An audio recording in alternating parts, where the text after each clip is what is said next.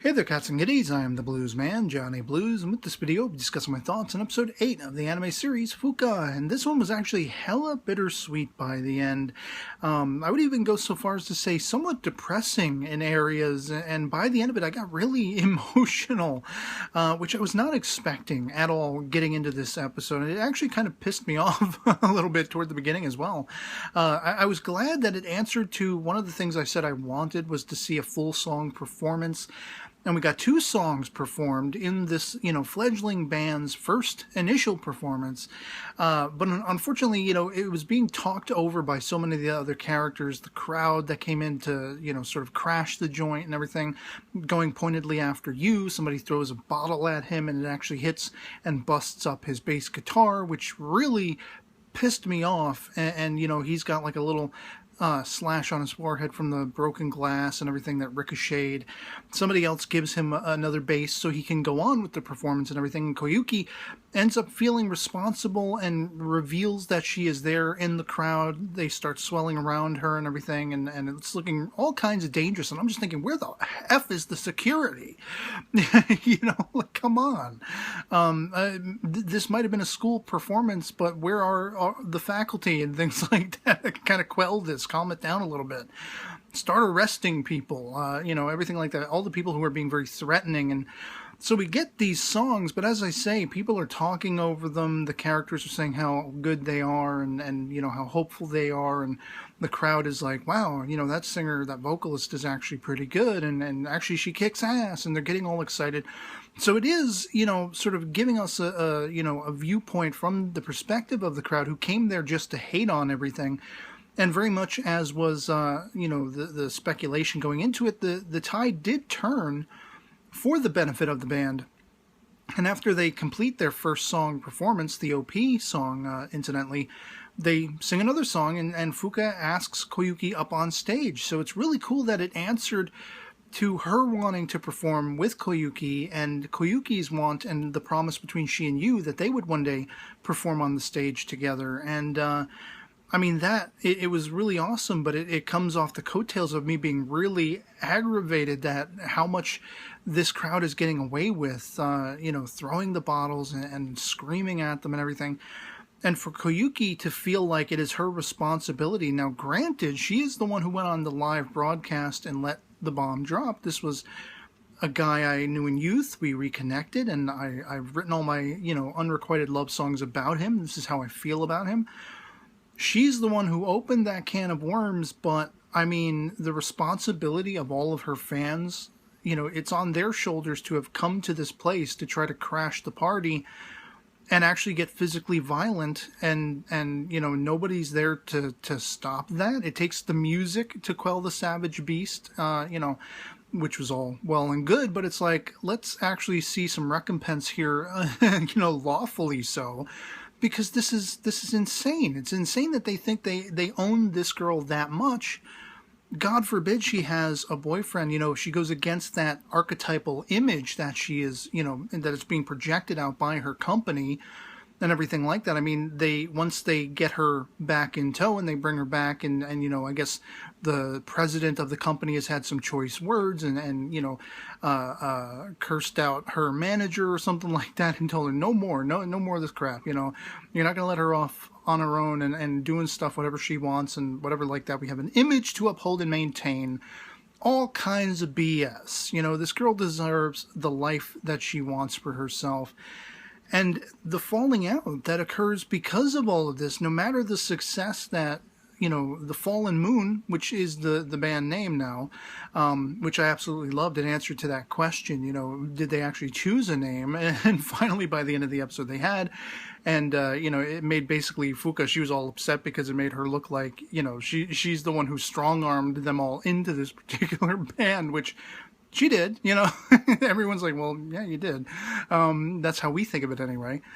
But because of all of this, we basically have Koyuki going on the lam. They're canceling performance dates and appearances, and we don't find out until after the fact that when she's gone in to, I guess, produce or practice her latest single, she can't sing, whether it's psychosomatic, that, because of all the stress and how everything was left between she and you and the crowd, the fans and everything.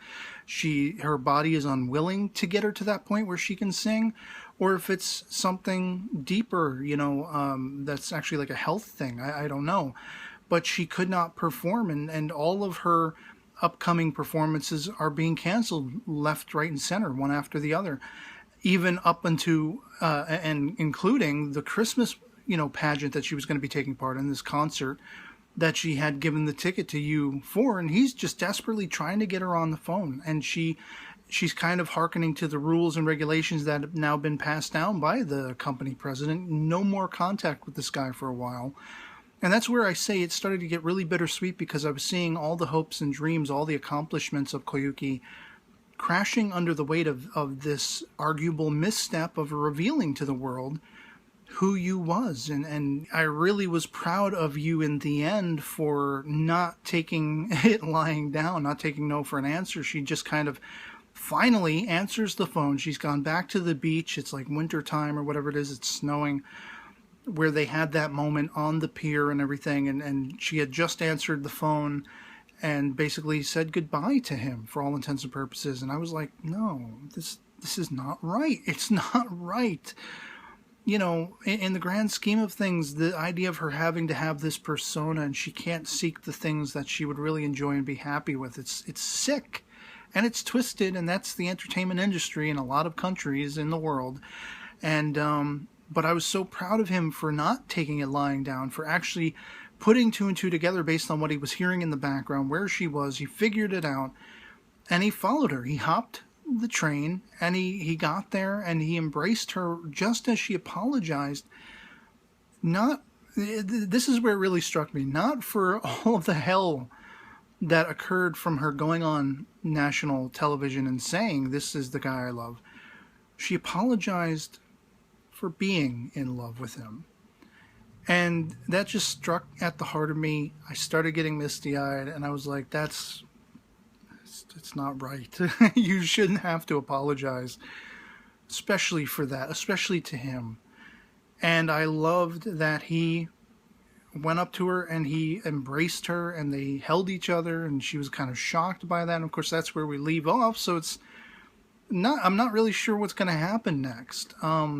But it felt so right in that moment for them to be holding each other and embracing each other. And it left me wondering, did he realize he feels the same way for her? Because when they were performing, and when Fuka had asked her up on stage to join them in this co-op song, which they didn't even do it harmonizing, wise. They both sang in tandem, which, the guy backstage is like, wow, they're really competitive, aren't they?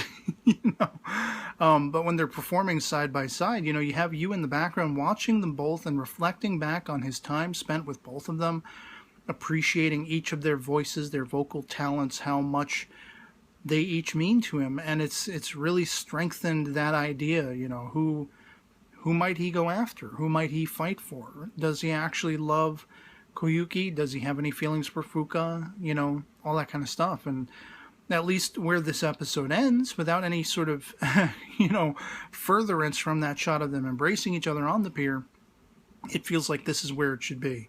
This is what's right somehow. Somehow they have to work around this, career scenario and be together. Maybe, possibly, I'm almost half expecting Fuka to come walking down the pier like the last time, at the start of the next episode. I really have no idea what's going to happen next, but I mean, this episode was full of emotion and not in any of the ways I expected or hoped by the end, because we got the songs, and I was happy we got the songs. I was elated that they were successful, but the songs were talked over the entire time. I didn't get the full impact of them. And then the falling out from the crowd irked me to no end, made me aggravated and, frustrated. Like, again, where was the security? People are just going to let this happen, this falling out? Koyuki reveals herself, and she's very much in danger of being gangbanged in the middle of this auditorium. The lights go out, they start to perform, and you just get all the reflection of all the crowd, and use sisters and everything that's going on, and like, so you don't really get the full impact of the song, the elated, very much, sensation of joy that I wanted to wash over me when they finally performed. And then to have all this bittersweetness of this just, downtrodden, falling to pieces that Koyuki herself is going through, that Tama-chan is going through, as a result of all this, it really hit me in the gut. And by the end, like I said, it was that much more emotional. She's not apologizing to you for the crap storm she just brought to his door. I mean, she is in part, but more so, she's apologizing for how she feels about him. And you shouldn't have to do that. Granted, you're not always going to land the person you are consumed with, the person you're in love with. They're not always going to share the same thoughts, feelings, vibes. They're not always going to reciprocate those emotions, and, that's their freedom to do so as a human being, as an individual.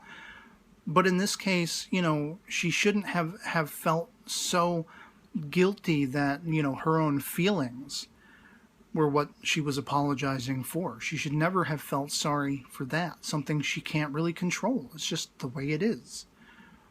And to see her brought sort of down to her knees in that sense, metaphorically speaking, I was just glad that Yu was there to pick up the slack and embrace her and let her know it was all right.